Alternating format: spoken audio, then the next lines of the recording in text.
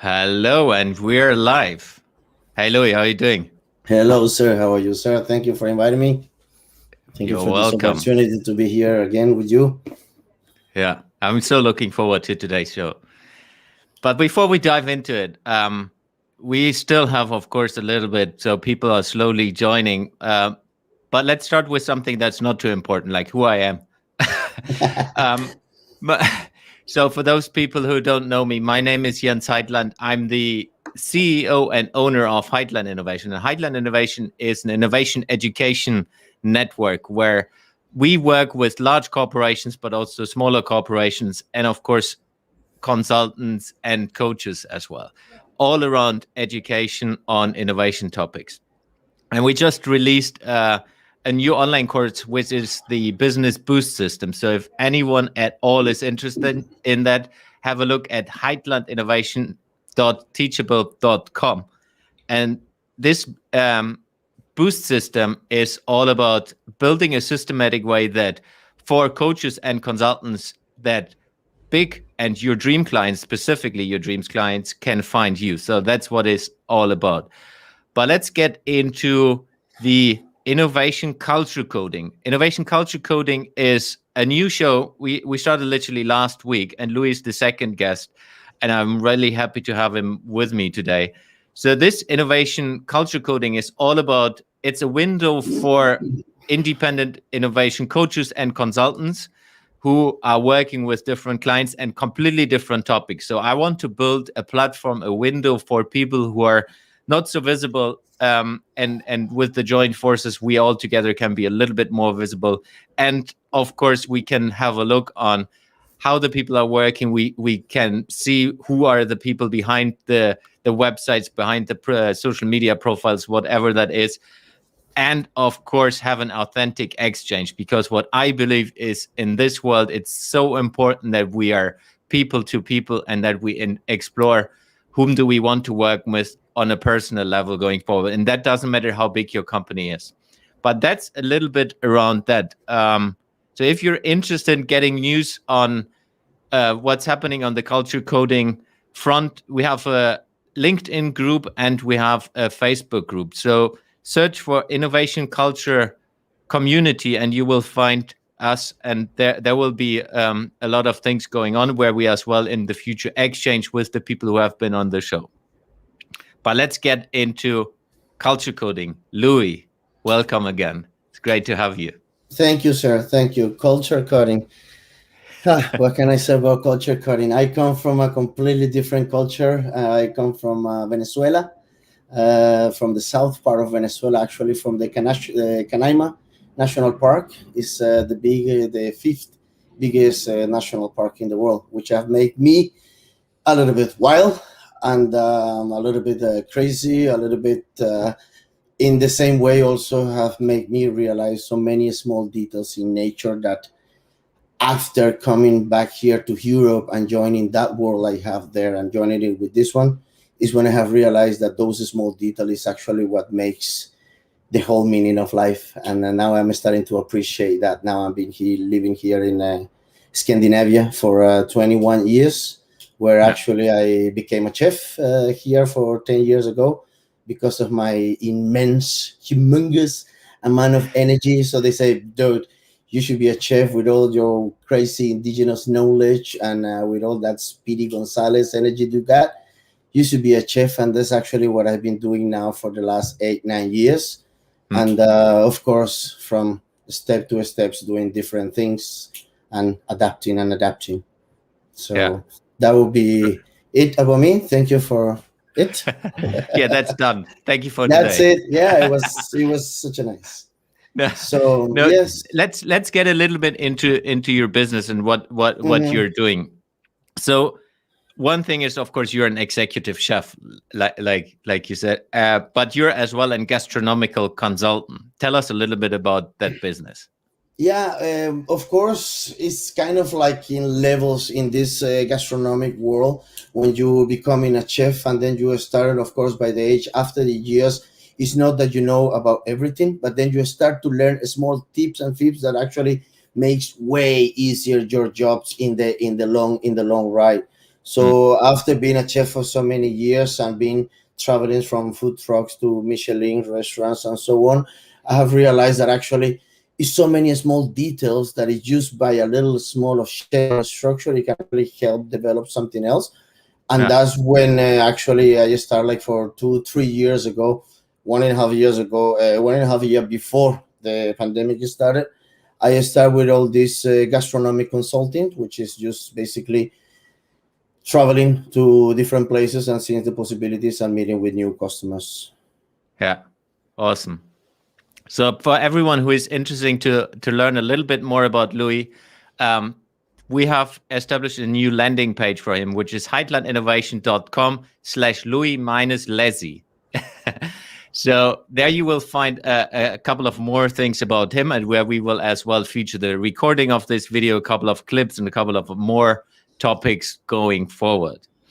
So let's dive into the case. But before we do that, let's say hello to a couple of people on the live stream. So please let us know where you come from. Type into the chat where you come from. If you have questions to Lui, if you have questions to me, you're always welcome to post them, and we'll try to bring them into our conversation. And of course, if you like what you see, share it, because as more people share it, as more people will see what Lui is going to explore now together with us. So Lui, we have, go. No. We have. Sorry, I was just saying that it's not only about me, because it's actually all this new platform you are creating through this innovation school. It's not gonna be just a platform for me, but it's gonna be a huge window for you, for me, and for everybody who decides to get into it, actually. And not only me, because it's gonna be so many other people, interesting people that is gonna be in different ranks in life, that is going to be like so crazy to be a part of it, and also to have access to all that information. Yeah. And to each other. I think that's also one of the important things, getting to know each other and build a community around innovation and different ways of thinking. Let's get into the case. So Lui and I have discussed a little case to explore a little bit of how he would solve problems, how he would solve dreams for his customers. And that's slightly different than some of you might think about innovation. But for me, that's exactly what innovation is. Innovation is not something that you put into, hey, it's always the same. For me, it's important that we explore as well on this show, seeing different facets of innovation and explore how people and organizations can work in a completely different way. So we have constructed a case. Imagine there is an owner of a physical space. There's a person who owns a physical space, and this person has a dream. So this person has a dream on utilizing the physical space. And that can be a house, it can be a big plot, a big land area, it can be whatever it is. So this person has a dream that he wants to give back to the local community. So this is a wealthy person. This person has had a lot of opportunities in his life or her life. And this person wants to give back. This person owns that place and looks into, hey, there's no gastronomical experience around here. It's kind of a little bit boring in this area. So this person's reaching out to you and saying, hey, Lui, how can you help me? So that's the case we constructed. How do we go about that, Lui? Yeah, exactly. Well, again, of course, the most important in order of me being able of yeah, sorry for that. I need to show things. That's actually in our language. It's called Pemon, Taurepan, and it's from the Canaima National Park. He's a climber and a tour guide there in the national park, and that means hey tigre, hey tiger, how are you, my boy? So the fact is that when I find this person, the most important in order of me to act is that person have a dream, that person have a will. Because if that person have a dream and have a will, that's exactly what's creating an emotion. And then is when I come from. Where I come from, of course, it's been difficult for me to adapt to this new world in Europe. But after 21 years, I have realized that everything is about structures as well, emotions as well. So where we come from, we are Latinos. We are very hot, warm people from heart, but that makes us also very passionate. So when you have this dream and that passion, that creates an emotion. And that's also something that I'm going to talk a little bit about later, about the small, crazy structural triangle that I have created for sharing with this group. Of course, it's going to be a big teaser. Later on, it can be a way more complex explanation about it. But the fact is that when that person have that dream, that will, then I come sit with that person. And of course, it's very important, the personal connection, to see where is that what he has to do. Because if that person is just about making money, then I said, then I don't know, go and make a TikTok account or something like that, because I don't know how to make money. For me, innovation is not about making money. For me, innovation is about having a crazy dream and wanting to change the whole world. If you're trying to change the whole world, dude, seriously, you're gonna make money in your road. So it's like, I don't want people who wants to make money, because as a smart person, if you want to make money, you go and reach Jens Heitland. You don't reach me, because I come from South America. I come from the jungle. We don't know how to make money. We know how to spend it. So in order of that, I know how to give a structure. I know how to give a structure to a dream that you have. In order of that, if that dream is good, if that dream is amazing, believe me that if you believe that you are going to change the world with that dream, you're going to make money in that road. So when I take this guy, of course, we sit and see what is the dream he wants, what is the direction he wants to follow with this. And it is actually a gastronomic knowledge, because of course it's basic that besides a dream is also a structure and is also a vision, because then it's very difficult to attach into it. You can have a dream, but if you are not into it, if you're a carpenter, for example, and you just want to keep being a carpenter, then it's not a gastronomic consultant we have to do. Maybe it's a permaculture consultant we have to do, something else that is related with gastronomy that we can find out.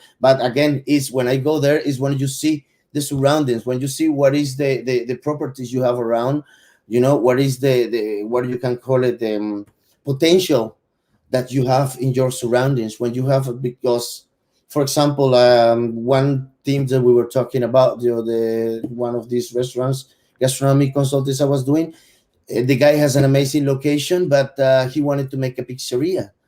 And then when I go to the location, he lives right in front of the ocean with the most amazing sunsets in the whole region.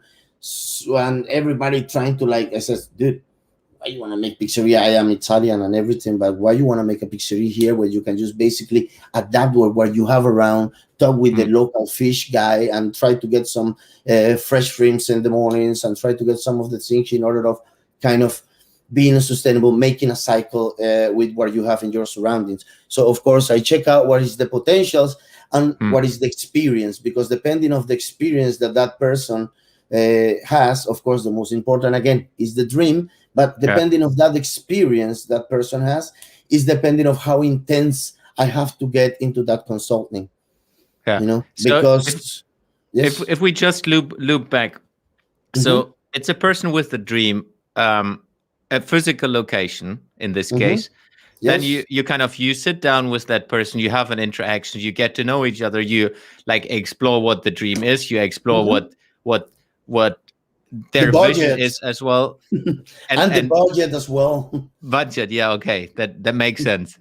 yeah, exactly. Because again, when you have a dream is something else, but the reality, for example, in the gastronomy is much more complex.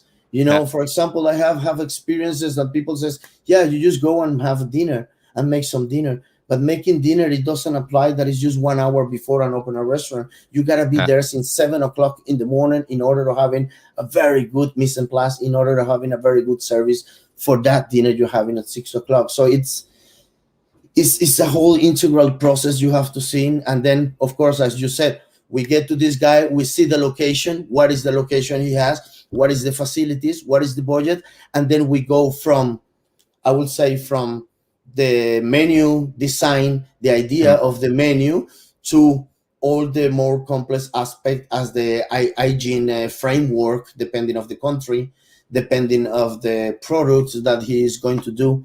If he working with industrialized product, or if he, that's also something that we try to do. If you try to use ecological products or product from the regional markets, in that way also you activate the economy of the whole thing. So again, you innovate yourself, but you also help other people to innovate, other people to make that cycle and to actually activate them in order of you to growing up. And it's always worked very good, because sometimes you bring cheese from Italy, where I'm talking about my people, you bring cheese from Italy, and then the neighbor has an amazing fresh cheese made just from 2 days, 1 day ago. So it's again about trying to see the potential you have in your surrounding and try to make the best out of it. And yes, I would like to double click on that potential part. So if we take the example you mentioned with the beach location, or close to the beach location, how was it like you arrived there first time with that person? How did you kind of feel what's going on? How did you feel and explore of what the potential can be? So this person was saying, hey, let's build the pizzeria. Yeah, and the guy was a carpenter. And that was the carpenter guy I'm talking about. Okay. So exactly. Then again, it's like, okay, you see the potential, but the point is, does he has the vision? Because that's also something that can affect. And then again, it's something that I'm going to talk about later. Does he have the vision? Is that too much emotions, too many feelings for him in order of making a restaurant or a gastronomic consultant? So you also have to see how chill he wants to be. Because if you bring this bump of energy and suddenly you want to be like, yeah, that service, maybe that's not what he wants. Maybe he just wants to chill. So for example, in that sense, I had to sit with him and realize that he didn't know shit about cooking, that he didn't know shit about gastronomy, but he was willing to do anything because he loved the place and he got an amazing location. And that's why he hired me, because he was like, okay, 2 + 2 is going to be 4. And that's exactly how it was. So we went to the place and says, hey man, listen, look at this place. What would you feel to eat right now? Would you like a pizza? And he actually told me, no, I would like a glass of champagne and something to use like food fingers. And I looked at him and says, bro, exactly. Look at it, what you want to do. Look what is that you want to cook for yourself.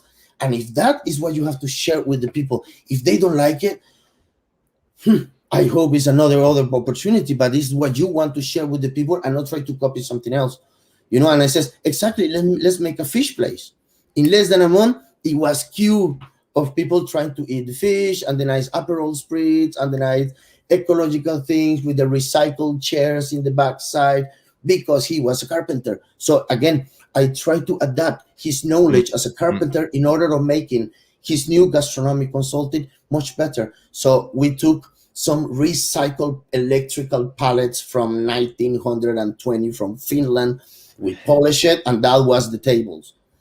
So in that sense, he also felt like he is also giving something to his baby project. He's also canalizing that emotion, because when you create that emotion is when, and this is the triangle I'm talking about before, when you create, I call it the business innovation cycle. And it's something like, it's like when you create this emotion, of course, it's many emotions you create, but that's what I like, because that's how we handle things in South America, through emotions, the soap opera, the drama. But then exactly, you see that and you canalize that from frustrations, from fear, to the dream, to the will of doing the thing, and also sometimes even for the need of doing the thing. So you canalize those emotions, because it's that emotion is the whole beginning of the innovation. If you don't have emotion, if you don't have a need, if you don't have something for yourself, you don't really need to innovate. And that's what is happening with new generations, because everything is done, everything is made. So if we don't really go into the emotions, again, go back to the emotions in order of making that person creative, because when you get creative, then you activate the third part of the triangle. You get active, you act. And then when you act, again, you make action and reaction. And when you make the reaction, you start to have feelings again. And again, this is what I call the business innovation cycle. And for me, everything goes through feelings. And for example, right now, after this pandemic thingy, we have realized that shit can happen, and shit can make you slow down and sit down in your room even if you don't want to.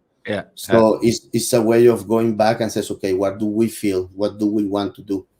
And that's the way of innovating. You don't have to go all the way to the top. Just keep going, and that's what I'm trying to do. So that's what I was working. So I'm sorry, I might have gone a little bit far away from the theme of No, the that's super location good. guy.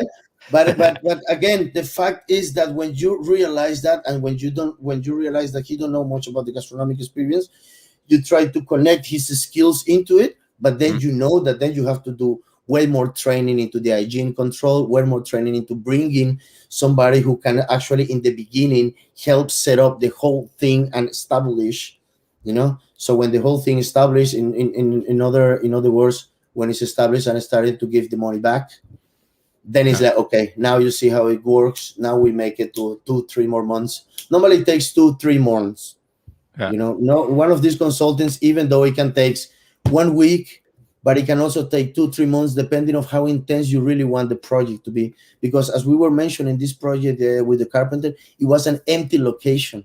It was an empty location, and it was a dream, and it was a beautiful sunset. So it has a whole process from even ordering the machines from different countries, being attacked by the corona, or different small things that you have to handle through the process in order of not dying down in the dream again into emotions and says, this is too fucking difficult, I'm not gonna do it. So in that sense, I have to also to go with that person and go through the whole process and ordering also the machinery. They don't know about gastronomy, so they don't know which is the best machine, what means electricity A in order of electricity C, what is expensive, what is more sustainable for the ambient, and so on and so on. So that's what I try to guide that person into a very good system, again, into a good cycle and a structure into it. And I think what is important, which people might not understand straight away, it's not you like sitting there with the paper and pen and telling them what to do. It's like you do it together with them, right?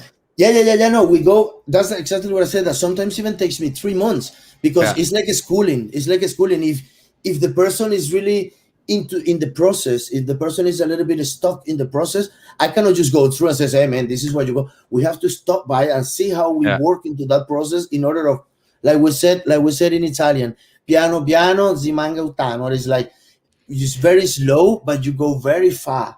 So it's like step by step, but you go very good. So I go all the way until that person feels comfortable, because again, my dream is just creating so many gastronomic consultants all over. Let's not say the world, to don't sound so arrogant, but all over Scandinavia at the moment, and Europe, that one day, anytime when I decide to go to Luxembourg or to Berlin or to whatever place, this guy says, you know what, your gastronomic consultant is super amazing, is working super fucking cool. Actually, I invite you to come by and check out what you have done and what we have done with that gastronomic consultant.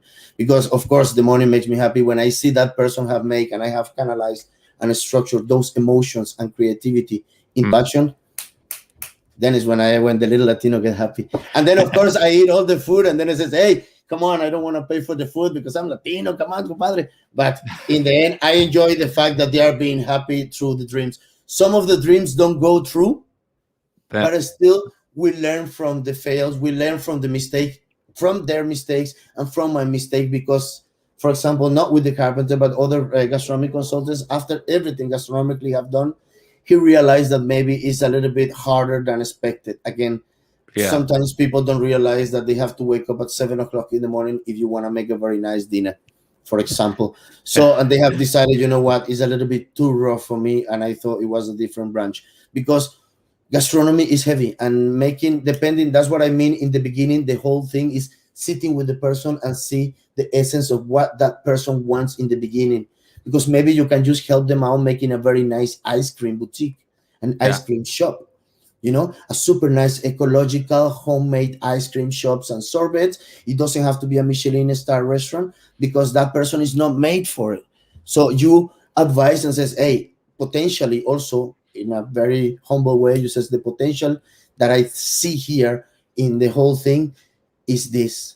And again, maybe that person is going to be way more money and being way more happy with the small ice cream shop that trying to run a super crazy fine dining restaurant in the middle of nowhere, because again, it takes time and it takes a lot of structure, and it depends on what that person wants. But that's the good thing about the gastronomy consultant, is to check out what it is and to try to make that person active and in a cycle, because when you get into a routine, that person knows that, okay, if you know where is the 3-4 doors that you have to knock every month, you know, you have an accountant, you are good with the taxes, you're good with the money is going green, then he just know how to check out those small things. And like we have been talking about as well, not try to make everything by yourself, but just mostly in a gastronomic, it's like, don't realize that you are Superman, because it's going to be a lot for one person. Yeah. That's my free advice of this class, is don't try to do it by yourself, because it's going to be too hard. You have the dream, you can be the visionary, you can share that vision with the person, but you need a team. You need a good team for it, because you're alone, you're fucked. You alone, you cannot do it. It's like putting Messi playing with 11 players. He might win, but you know what I'm talking about. You know what I'm talking about. It's like you really need a good team in order of delegate functions and delegate responsibilities, in order of having a very, very good connection. Also, that person being happy, because you have to remember that it can run very good, but as soon as you leave, that person is going to drive by himself. So that person needs to be secure and sure what he's driving, in order of, otherwise that also can happen, that I start to fall. And I start to fall, and says, hey, Louis, help. And then I come, I take the drive again, and says, wow, man, thanks you call, because he was falling. Why? The chef is wasting too much food. He's doing this and this and that. Or in the opposite. Again, let's serve more ice cream and less food, because you are getting a bit too stressed in here. Yeah. So you're then educating as well the staff members, or bring even staff, and selecting the right people and so on. Like really you have all to. in. Yeah, you have to. Again, it depends of the process. That process you realize the first day when you sit and feel that person, and hopefully that person has to be the most open and honest possible, because it's your money, it's your dream, and it's your time. You know, I'm gonna leave and I'm gonna go hopefully to another country to make another gastronomy consulting. So it depends a lot of what he wants, and it depends a lot of being honest, because also some people is like, I know. And as soon as you come, the food control would come and will close your place. It's not my fault, because I told you. So it depends on how much honest you have to be, because if you're very honest, like you said, I can bring people to it in order of making your machine running. You know, I can bring people to order, like, for example, a sous chef that he knows exactly how it is, and he will, in the same time, train your people in order of those people, make them happy, because this is about sharing the information and sharing the knowledge, not just, okay, I got paid, I get the fuck out of here. Sharing the information, sharing the knowledge, in order of, again, when I come back there with my mom, I feel proud about the place that I helped you build. Yeah, love that. So I would like to loop us back to the process. So there's a person with a dream. They have a location. They hire you to support them to make that dream come true. You come and have a personal connection. You go into details. You find out what is the potential of the place, what is the potential of that person.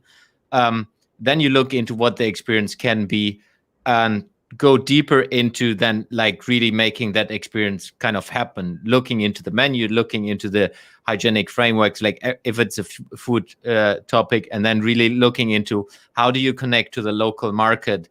How do you do something that fits to the place and is authentic as well in that environment? Then you mentioned about this emotion, active, and feelings. Can you give us a little more understanding of that? That's my triangle, and again, I just think that that's something that I do psychologically or spiritually. That's not something that I will do, let's say, as a plan, or that's not something that I will tell right away in front, like, okay, right now I am seeing your feelings. You know, it's like, because the person throws up. You need to see actually, and that's what I said, sometimes take 2, 3, 4, 5 days. You need to see what is that actually that person's passion, you know, because I have been in Denmark mostly. I've been in, of course, in Spain and Italy as well, in Norway, but mostly in Denmark. I have realized that when you have a structure and when you know what you are doing, then that's successful. And discipline.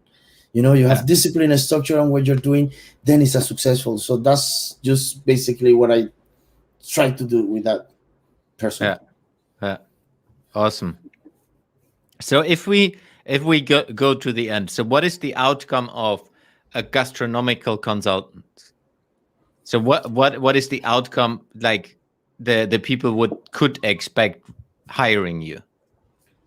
Again, if hire me, you will expect a well-structured kitchen, a Yeah. well-structured place. You will expect that you will get the best out of your surroundings and the potential you have.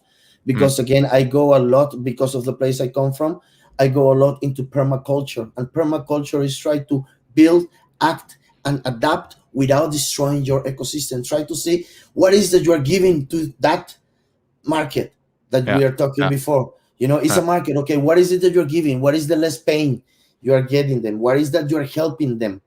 And then is when it becomes integral. Yeah, super. So I always ask in close to the end a question to my guest.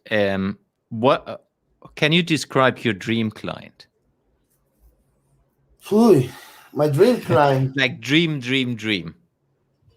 Well, the dream client, I think all of them are my dream clients, because again, I can tell you what is not the dream client, because as soon as you have, I don't want to go like mystic, but it's like a little bit like the never ending story. As soon as you have that dream and the nada is not coming to you, as soon as you have that color and you want to share that color, that's going to be my dream client, because again, it's just getting that, adapting into that, giving a structure, discipline, creativity, and he will explore by himself this microphone. So again, I will say that everybody will be my dream client. My not dream client will be a person that doesn't want to do anything, a person that doesn't want to wake up and have a life, because that's also something I say, like, you adapt or you get extincted, bro. I mean, you have to find this gastronomy is something that it has to adapt and play together with your own life, that it has to become kind of like a lifestyle, because mostly right now, with all this tech acceleration, that everything is online, that everything is on internet, that everything is super cool, but the basic of the innovation is the feelings. And what it was like through all these years, the most innovative business is being like what you're doing right now, what I'm doing right now, is working from home. Working from home is being the innovation of the century, because now no one wants to go back to work. So in that sense, as me as a gastronomic consultant, you also have to canalize those feelings. You also have to make like, okay, let's try to work from home, but let's try to make from your home productive, in order of making your own business innovation cycle, emotions, creation, action, right into a small world like we're doing right now. So try to make that world also part of your life, but at the same time, something that makes you happy. As I said before, if it makes you happy selling ice cream, we do an ice cream shop. But if it's a gastronomic food restaurant, whatever, edible insects, like that's what I am trying to do with my life, trying to bring a little bit of the Amazonia back to Scandinavia. If it's you want to go all the way to the top, or all the way to molecular gastronomy, or all the way to super crazy high age tech gastronomic experiences, then I'm up for it. But that's the people that I have to try to adapt them, and says, man, pandemic has just show you that no matter who, you have to go home. So the most innovative thing right now is try to work from home, and let's make experiences from home. So that would be again our second free advice from this class is that try to make all those experiences that you already lived and try to pay 1,000 millions for in a Michelin restaurant. Try to recreate that back home. Turn off the telephones, put a nice music, make a nice company and something. Try to make beautiful and sexy your food, and then try to make an experience. And that's gonna be like my best gastronomic consultant for free for you guys now. Because again, after this pandemic is what we have realized how important is to make from our life meaningful in order also of working. Also work. Even the big industry has realized. Jens Heitland, Lui Lezzi, they perform and work much better from home right now. So let's keep them in there. Let's keep them doing that in order of them, again, having emotions, creating and acting. So That Love would be that. again, yeah. So little small plug from my side towards you in the end. So I mean, you're doing the gastronomic consultant, which is one of your branches, like we always talk about, Yeah, yeah. of your tree. On my Um, job, what are the couple of things that go on in your life with business, which nobody would expect seeing you right now? well, I am a 165. I have become a basketball player. No, no, no. It's about innovating, and every time, of course, I get 10,000 good dreams a day, but it depends of those dreams making into an action, because many dreams they just go into the air. So right now, of course, I'm trying to canalize that, and again, because of my team. If I didn't have a team, and because I didn't have people pushing me and friends like, for example, like you giving me consulting and helping me into a innovating and connecting with other stuff that I don't have idea, because as you said before, I'm just coming from the jungle. I am just trying to create branches. I No, did but I say am that. pretty serious. No, but it is. I just try to create branches in here, and I am trying to adapt and innovate. But for example, right now, because of my experience here in the Nordic countries, I've been working with edible insects, like the guy who was speaking Leskia, the guy who was speaking in Taurepan to me. We eat insects since we are kids, Yeah. so that's something. As you can see, I am a very traditional dude, and that's what I try to bring here to Scandinavia. So for example, for the last 7 years, I've been co-working with molecular biologists, with scientific and with high end quality chef, in order of bringing our Amazonian food and edible insects into the market, not only into the market, but into the food culture. Yeah. Because Yeah. again, yeah, market is the economical token, but first I need to make that tree plant, make that branch strong in order of that. And that's what I'm doing through that. I just start doing insect bars and things like that. It didn't go well in Nordic land. I start to make insect beers. I Yeah. sold them, all of them, in a week. So again, it's about canalizing the potential you have around. Yeah.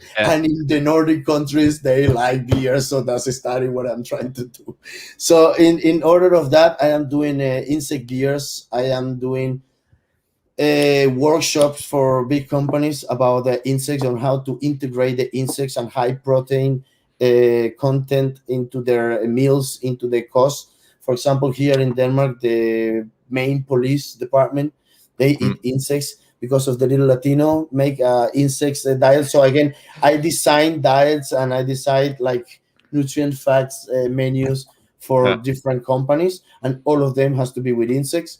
Here in Copenhagen, together with a couple friends and a couple very well-known insect world here. We are like five, but we love each other, and we are trying to push this edible insects world here in Scandinavia. And together with them, we do something also that is called the Copenhagen Bog Festival. Is the Copenhagen Bog Festival. We do that as well. We do a workshop for children. We do a small workshop for children. We go into the botanic gardens with the children. We do like free expositions for children, and why to do insects and not to eat all the insects. I do some things like, it's called edible jungles, because Yeah. my concept is, as said, come from the Amazonian jungle. So what I try to do is edible jungles, and so on and so on. I mean, every day I try to do something, but again, in the same way of try to be a little bit sustainable, giving a little bit of respect for the food, and trying to enjoy as much as possible, make of that food, making it out to an experience. So besides that, yeah, I imagine I read, I sing, I dance, I fly drones, Yeah. and everything that has to be with adventure, with nature, I want to be there. So if The anything cool you want to do with nature, call me and I'll come. the cool thing, which from myself, I find it very, very appealing, is like you can work with a 5-star Michelin restaurant, but you can as well do something that's for a lot of people that's not 5-star or 2-star, 3 stars. 1-star. Yeah, Three three stars. and two. 3, 2, but no, 5 star. My God, no, it's Okay, not. 3-star But Michelin but restaurant. again, it's also because and this is very cliche, but you never forget where you come from.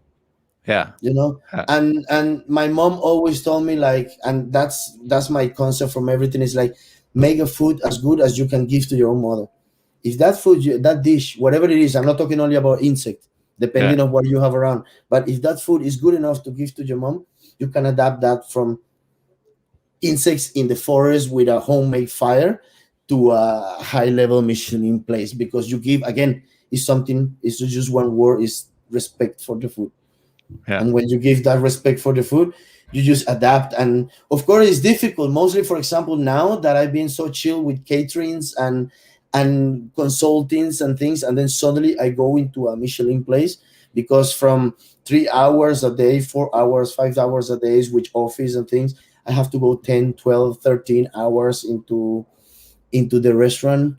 And then it's super high. It's like a military school. It reminds me when I was at the military school, which again, it's not me. I'm already 41 years old, so it's like, wow, I'm not as crispy as I used to be.